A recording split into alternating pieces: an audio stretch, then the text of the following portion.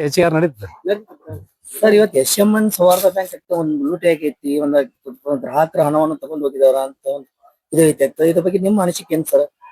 ಸರ 2020ಕ್ಕಿಂತ ಮುಂಚೆನೆ ಸುಮಾರು 10 ವರ್ಷಗಳವರೆಗೆ ನಿರಂತರವಾಗಿ ಶ್ರೀ ಮುರುಗೇಶ್ ನಿರಾಣಿ ಕ್ರೆಡಿಟ್ ಸೌಹಾರ್ದ ತಿಳ್ಕೊಂಡೇಳಿ ಅದನ್ನ ಪ್ರಾರಂಭ ಮಾಡಿದ್ರು. ಮುರುಗೇಶ್ ನಿರಾಣಿ ಅವರ ಹೆಸರಿನಿಂದ ಏನೋ 10 ವರ್ಷ ಬಹಳ ಚೆನ್ನಾಗಿ ನಡೀತು. ಇವತ್ತ ವಿಜಯಪುರ ಜಿಲ್ಲೆಯಲ್ಲಿ ಸುಮಾರು ಬ್ರಾಂಚ್ಗಳು ಇಲ್ಲಿ ಅವ್ರು ಓಪನ್ ಮಾಡಿದ್ದಾರೆ. ಅದರಂತೆ ಹಳಿಯಾಳ, ಧಾರವಾಡ, ಬೆಳಗಾವ ಕೆಲವೊಂದು ಜಿಲ್ಲೆಗಳಲ್ಲಿ ಇದನ್ನ ಬ್ರಾಂಚ್ಗಳನ್ನ ಪ್ರಾರಂಭ ಮಾಡಿದ್ರು. ಜನ ನಂಬಿ ಅಲ್ಲಿ ಏನ್ ಹೆಸರು ಅಂತಂದ್ರೆ ಮುರುಗೇಶ್ ನಿರಾಣಿ ಹೆಸರು ಇರೋದ್ರಿಂದ ಬಹಳ ಜನ ನಂಬಿದ್ರು. ಒಬ್ಬ ಸಚಿವನ ಹೆಸರಲ್ಲಿ ಅವರು ಒಂದು ಸೌಹಾರ್ದವನ್ನು ಹುಟ್ಟಾಕಿದ್ದಾರೆ. ಸುಮಾರು 21 ಬ್ರಾಂಚ್ಗಳನ್ನ ತೆಗೆದಾರಪ್ಪ ಅಂದ್ರ ಇದು ಏನು ಒಂದು ಮೋಸ ಆಗೋದಿಲ್ಲ, ಜನಕ್ಕೆ ನ್ಯಾಯಯುತವಾಗಿ ಒಂದು ಹಣವನ್ನು ವಾಪಸ್ ಕೊಡ್ತಾರ ತಿಳ್ಕೊಂಡು ಹೇಳಿ ನಂಬಿ ಕೋಟ್ಯಾಂತರ ಹಣವನ್ನ ಅಲ್ಲಿ ತೊಡಗಿಸಿದ್ರು. ಸರ್ ಇದ್ರ ಮಾಲೀಕರು ಮುರುಗೇಶ್ ನಿರಾಣಿ ಅವರ ಅಥವಾ ಬೇರೆ? ಮುರುಗೇಶ್ ನಿರಾಣಿ ಹೆಸರ ಇಟ್ಟಿದ್ದಾರೆ. ನಾವು ಏನ್ ಲಪಡ ಮಾಡಿದ್ರೆ 30 ಕೋಟಿ ಆಡಳಿತ ಮಂಡಳಿ ಅಧ್ಯಕ್ಷ ಮತ್ತು ಉಪಾಧ್ಯಕ್ಷ ನಿರ್ದೇಶಕ ಮಂಡಳಿಯವರು 30 ಕೋಟಿ ಲಪಡ ಮಾಡಿದ್ರು. ನಂತರ ನಾವು ಹೋರಾಟಕ್ಕೆ ಇಳಿದೆವು. ಅವಾಗ ನಿರಾಣಿ ಅವರು ಸ್ಪಷ್ಟೀಕರಣ ಕೊಟ್ರು, ಇಲ್ಲ ನನಗೂ ಅದಕ್ಕೂ ಯಾವುದೇ ಸಂಬಂಧ ಇಲ್ಲ, ನನ್ನ ಹೆಸರಲ್ಲೇ ಅವ್ರು ಇಟ್ಟಿದ್ ನನಗೆ ಗೊತ್ತಿಲ್ಲ, ನನ್ನ ಗಮನಕ್ಕೆ ತಲ್ಲದೆ ಅವ್ರು ನನ್ನ ಹೆಸರನ್ನ ಬಳಕೆ ಮಾಡಿದಾರೆ ತಿಳ್ಕೊಂಡು ಹೇಳಿ ಅದಕ್ಕೆ ಕೋರ್ಟ್ಗೆ ಹೋಗಿ ತಡೆಯಾಜ್ಞೆ ತಂದ್ರು. ನಂತರದಲ್ಲಿ ಆಡಳಿತ ಮಂಡಳಿ ತಿಳ್ಕೊಂಡು ಏನಾದ್ರು ಅಧ್ಯಕ್ಷರು ಉಪಾಧ್ಯಕ್ಷರು ಕುಡ್ಕೊಂಡು ಅದನ್ನ ಎಸ್.ಎಂ.ಎನ್ ಚಾರ್ಟ್ ಮಾಡಿದ್ರು. ಅಂದ್ರೆ ಶ್ರೀ ಮುರುಗೇಶ್ ನಿರಾಣಿ ಕ್ರೆಡಿಟ್ ಸೌಹಾರ್ದದನ್ನ ಶ್ರೀ ಮುನೀಶ್ವರ ಕೋಆಪರೇಟಿವ್ ಮಾಡಿದ್ರು ಅವರು. ನಂತರದಲ್ಲಿ ನಾವು ಹೋರಾಟ ಮಾಡಿದ ನಂತರ ಸರ್ಕಾರ ಎಚ್ಚೆತ್ತುಕೊಂಡು ಆದೇಶ ಮಾಡಿದ್ರು ತನಿಖೆಗೆ. ಒಂದು ಸಿಒಡಿ ಆಫೀಸರ್ನ ಇಲ್ಲಿ ನೇಮಕ ಮಾಡಿದ್ರು.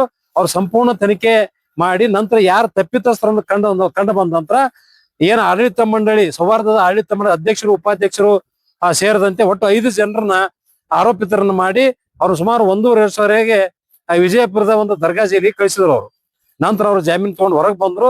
ನಂತರದಲ್ಲಿ ನಾವು ಕೂಡ ಸಾಕಷ್ಟು ಅದಕ್ಕ ಪ್ರಯತ್ನ ಮಾಡಿದಂತ ಹಿನ್ನೆಲೆಯಲ್ಲಿ ಸಿಒಡಿ ಅಧಿಕಾರಿಗಳು ಬಹಳ ಒಳ್ಳೆ ಕೆಲಸವನ್ನು ಮಾಡಿದ್ರು. ಪ್ರಕಾಶ್ ರಾಠೋಡ್ ಅಂತ ಹೇಳಿ ಆ ಆಸ್ತಿಯನ್ನ ಮುಟುಗೋಲು ಹಾಕೊಂಡಿದ್ದಾರೆ. ಇನ್ನು ಅಧ್ಯಕ್ಷ ಉಪಾಧ್ಯಕ್ಷ ನಿರ್ದೇಶಕ ಮಂಡಳಿ ಆಸ್ತಿಯನ್ನ ಮುಟುಗೋಲು ಹಾಕೊಂಡಿದ್ದಾರೆ.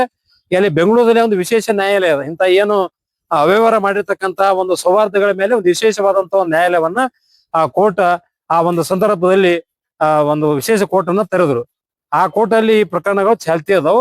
ಏನು ಆಸ್ತಿಗಳನ್ನ ಮುಟ್ಕೋಲ್ ಹಾಕೊಂಡಿದ್ರು ಇನ್ನು ಪತ್ರಿಕೆಯಲ್ಲಿ ಕೊಟ್ಟು ಆಸ್ತಿಗಳನ್ನ ಮಾರಾಟ ಮಾಡಿ ಹರಾಜ ಮಾಡಿ ಮಾರಾಟ ಮಾಡಿದ ನಂತರ ನೊಂದ ಗ್ರಾಹಕರಿಗೆ ಏನು ಠೇವಣಿ ವಂಚಿತ ಗ್ರಾಹಕರಿಗೆ ಹಣವನ್ನ ಮರುಕಳಿಸಬೇಕು, ಇನ್ನೇನು ನಾವು ಪತ್ರಿಕೆಗಳು ಕೊಟ್ಟು ಹರಾಜ ಮಾಡ್ಬೇಕು ಅನ್ನೋದ್ರೊಳಗಾಗಿ ಮತ್ತೆ ಅಧ್ಯಕ್ಷ ಮತ್ತು ಉಪಾಧ್ಯಕ್ಷರು ಕೂಡ್ಕೊಂಡು ಆಸ್ತಿಯನ್ನ ಮಾರಾಟ ಮಾಡಬಾರದು ತಿಳ್ಕೊಂಡು ಅದ್ರ ಮೇಲೆ ತಡೆಯಾಜ್ಞೆ ತಂದಿದ್ದಾರೆ.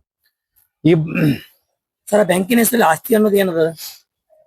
ಆಸ್ತಿ ಪ್ರಾಪರ್ಟಿ ಇದೆ, ಬಯಲ್ಜಿ ಆಗಿದೆ. ಇಲ್ಲಿ ವಿಜಯಪುರದ ಆಲಮೀನಿಂದ ಸಾಕಷ್ಟು ಕೋಟಿ ಬೆಲೆ ಬಾಳತಕ್ಕಂತ ಆಸ್ತಿ ಅದ. ಅವೆಲ್ಲವನ್ನು ಅವರು ಸಿಒಡಿ ಅಧಿಕಾರಿಗಳು ಮುಟ್ಗೋಲ್ ಹಾಕೊಂಡಿದ್ದಾರೆ. మన ಜಿಲ್ಲಾಧಿಕಾರಿಗಳು ಮತ್ತು ಸಿಒಡಿ ಅಧಿಕಾರಿಗಳು ಈಗಾಗಲೇ ಆ ಉತ್ತಾರಿಯಲ್ಲಿ ಸರ್ಕಾರಿ ಅಂತ ಕೂತ್ಕೊಂಡರು. ಸರ್ ಬ್ಯಾಂಕಿನಲ್ಲಿ ಒಟ್ಟು ಟೋಟಲ್ ಹೂಡಿಕೆ ಆದ ಹಣ ಎಷ್ಟು ಸರ್? ಟೋಟಲ್ ಒಟ್ಟು ಆಗಿದ್ದ ಇವರು ಅವ್ಯವಹಾರ ಮಾಡಿದ್ದು 30 ಕೋಟಿ ಅಂತ. ಅದಕ್ಕಿಂತ ಹೆಚ್ಚಿಗೆ ಇವರು ಟರ್ನ್ ಓವರ್ ಮಾಡಿದ್ದಾರೆ ಟ್ರಾನ್ಸಾಕ್ಷನ್.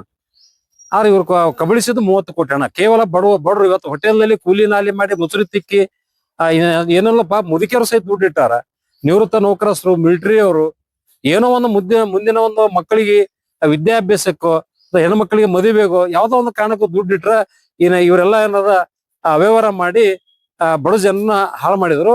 ಇದರಲ್ಲಿ ಬಹುತೇಕ ಒಂದು 10-12 ಜನ ಈಗಾಗಲೇ ತೀರ್ಕೊಂಡು ಹೋಗ್ಬಿಟ್ರ ಎದಿ ಹೊಡ್ಕೊಂಡು. ನಮ್ ದುಡ್ಡು ಬರ್ತದಿಲ್ಲ ಕರೆಕ ಪಾಪ ದುಡ್ದತ್ತಂತ ದುಡ್ಡ ಇವರೆಲ್ಲ ಅನಾಯಾಸವಾಗಿ ಬಂದಂತ ದುಡ್ಡವನ್ನ ಎತ್ಕೊಂಡ್ಬಿಟ್ರು ಅವರು. ಹೀಗಾಗಿ ಅವರು ಜನ ದುಡ್ಡು ಬರ್ತದಿಲ್ಲ ತಿಳ್ಕೊಂಡು ಹೇಳಿ ಮನೊಂದು ಇವತ್ತು ಊಟ ಬಿಡಿಸಿ ಸತ್ತು ಹೋಗಿದಾರ. ಸರ್ ಈಗ ಮುಂದಿನ ಹೆಂಗ್ ಸರ್ ಆಗ್ತದ? ಅವ್ರಿಗೆ ಹಣ ಕೊಡ್ತೀನಿ ಅಧ್ಯಕ್ಷ ಮಂಡಳಿ ಅಂತ ಇರ್ತದ, ಕಾರ್ಪೊರೇಟ್ ಮಂಡಳಿ ಅಂತ ಇರ್ತದ, ಅವ್ರು ಏನ್ ಅಂತಾರ ಸರ್ ಆ ಬ್ಯಾಂಕ್? ಈಗ ಅವ್ರಿಗೆ ನಾವು ಸಂಪರ್ಕ ಮಾಡಿಲ್ಲ, ಯಾಕಂದ್ರೆ ಇದು ಕೋರ್ಟ್ ನಲ್ಲಿ ಪ್ರಕರಣ ಇರೋದ್ರಿಂದ ನೀವು ನಮ್ಮನ್ನ ಜೈಲಿ ಹಾಕಿರಿ, ನೀವು ಕೋರ್ಟ್ನಾಗೆ ತೋರಿ ಅಂತಕ್ಕಂಥ ಮಾತ ಈಗಾಗಲೇ ಬಂದದ. ಅದು ಕೋರ್ಟ್ನಿಂದ ಆಗತ್ತದ 100%. ನಾವ್ ಈ ವಿಷಯವಾಗಿ ನಾವು ಕೂಡ 3ನೇ ಪಾರ್ಟಿಯಾಗಿ ಇಂಪ್ಲೀಡ್ ಆಗ್ತೇವೆ ಕೋರ್ಟ್ನಲ್ಲಿ. ಯಾಕಂದ್ರೆ ಸರ್ಕಾರ ನ್ಯಾಯಾಲಯದಲ್ಲಿ ಪ್ರಕರಣ ಇದು ಚಾಲ್ತಿ ಅದ. ತಡೆಯಾಜ್ಞೆ ತಂದಾರಂದ್ರೆ ಈಗ ಸರ್ಕಾರದ ಪರವಾಗಿ ಒಬ್ಬರು ಅಲ್ಲಿ ವಕೀಲರು ಇರ್ತಾರೆ.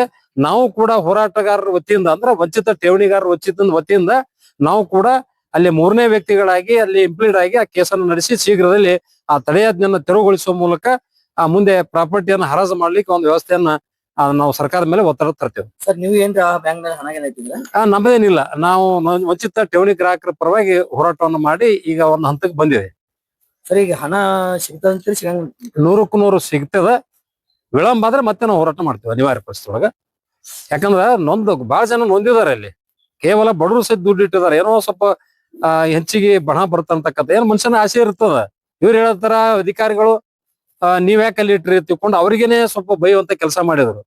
ಮತ್ತ ಹಂಗಾರ ಅವ್ರು ದುಡ್ಡು ಬಡ್ಡಿ ಹೆಚ್ಚಿಗೆ ಕೊಡ್ತಾರ ತಿಕ್ಷಂದ ಇವ್ರು ಆಸೆ ತೋರ್ಸಿದ್ ಇಟ್ಟಾರ, ಏನೋ 4 ದುಡ್ಡು ಹೆಚ್ಚಿಗೆ ಬರ್ತದ ಹೇಳಿ. ಒಂದ್ ಸೌಹಾರ್ದ ಇರ್ಬೇಕಂತಂದ್ರ ಸರ್ಕಾರ ಅನುಮತಿ ಕೊಟ್ಟಾಕ್ರೆ ಒಂದ್ ಸೌಹಾರ್ದ ಹೌದು ಅನುಮತಿ ಕೊಟ್ಟಿರ್ತಾರ, ಅವರೇ ಕೊಟ್ಟಿರ್ತಾರ. ಇವಾಗ ಈ ಅಧಿಕಾರಿಗಳಿಗೆ ಈ ತರ ಮಾತಾಡೋದು ಚಲೋ ಅನ್ಸುತ್ತಾ ನಿಮ್ಗೆ? ಸರಿ ಅಲ್ಲ ಅದು. ಯಾಕಂತಂದ್ರ ಅವ್ರು ಅನುಮತಿ ಕೊಡೋ ಸಂದರ್ಭದಾಗಿನೇ ಅವ್ರು ಎಷ್ಟು ಹಣ ಹೂಡಿಕೆ ಮಾಡ್ತಾರೋ, ಎಷ್ಟು ಟ್ರಾನ್ಸಾಕ್ಷನ್ ಮಾಡ್ತಾರೋ, ಅಷ್ಟ ಹಣ ಎಷ್ಟು ಮಾಡ್ತಾರೋ ಅದರಷ್ಟು ಪ್ರಾಪರ್ಟಿಯನ್ನ ಸರ್ಕಾರ ಮೊದಲು ಇಟ್ಕೋಬೇಕು ಇವ್ರು. ಅಂದ್ರೆ ಇಂತ ಒಂದು ಸಂದರ್ಭದಲ್ಲಿ ಏನ್ ಲಪಡ ಮಾಡಿದಾರಲ್ಲ, ಅವ್ಯವಹಾರ ಮಾಡಿ ಓಡೋಗ್ತಾರಲ್ಲ, ಅಂತ ಸಂದರ್ಭದಲ್ಲಿ ಅವ್ರ ಆಸ್ತಿಯನ್ನ ತಗೊಳಿಕ್ ಅನುಕೂಲ ಆಗ್ತದ. ಈಗೇನೋ ಅಂತ ನಮ್ಮ ಹೋರಾಟದ ನಂತರ ಸರ್ಕಾರ ಎಚ್ಚೆತ್ತುಕೊಂಡು ಏನೋ ಕಾನೂನನ್ನ ತಿದ್ದುಪಡಿ ಮಾಡಿದ. ಸೊ ಜನರಿಗೆ ಆಗ್ತದೆ ಈ ಸಂವಾದ ಸಹಕಾರದ ಏನು ಸಂಘದ ಆಫೀಸ್ಗಳಲ್ಲ, ಇವ್ರಾಗ್ಲಿ ಸರ್ಕಾರಿ ಅಧಿಕಾರಿಗಳ ಧೈರ್ಯ ತುಂಬುವಂತದ್ದು ಮಾಡ್ಬೇಕು. ಇದು ಯಾರು ಮಾಡಿಲ್ಲ. ಇಲ್ಲಿ ನೆಗೆಟಿವ್ ಮಾತಾಡಿದಾರೆ ಎಲ್ಲ ಅಧಿಕಾರಿಗಳು. ನೀವ್ಯಾಕೆ ದುಡ್ಡು ಇಡಕ್ ಹೋಗಿರಿ, ಬಡ್ಡಿ ಆಸೆಕ್ ಇಟ್ಟಿರಿ ಅಂತ. ಮತ್ತೆ ಹಂಗಾರೆ ಪರ್ಮಿಷನ್ ಯಾಕೆ ಕೊಟ್ರು? ಮೊದಲ ಪರ್ಮಿಷನ್ ಕೊಟ್ಟವ್ರು ಇವರೇ. ಅಂದ್ರೆ ಇವರೇ ಸರ್ಕಾರ ಕುತ್ಕೊಂಡು ಅವ್ರು ಲೂಟಿ ಮಾಡಕ್ ಇದನ್ನ ದಾರಿ ಮಾಡಿಕೊಟ್ಟಂಗೆ. ಅದ ಸರ್ಕಾರನೇ ಲೂಟಿ ಮಾಡಕ್ ದಾರಿ ಮಾಡಿಕೊಟ್ರು. ನಿಮ್ಮ ಹೆಸರು ಸರ್? ಅರವಿಂದ್ ಕುಲಕರ್ಣಿ, ರೈತ ಮುಖಂಡರು. ಥ್ಯಾಂಕ್ ಯು ಸರ್, ಧನ್ಯವಾದ.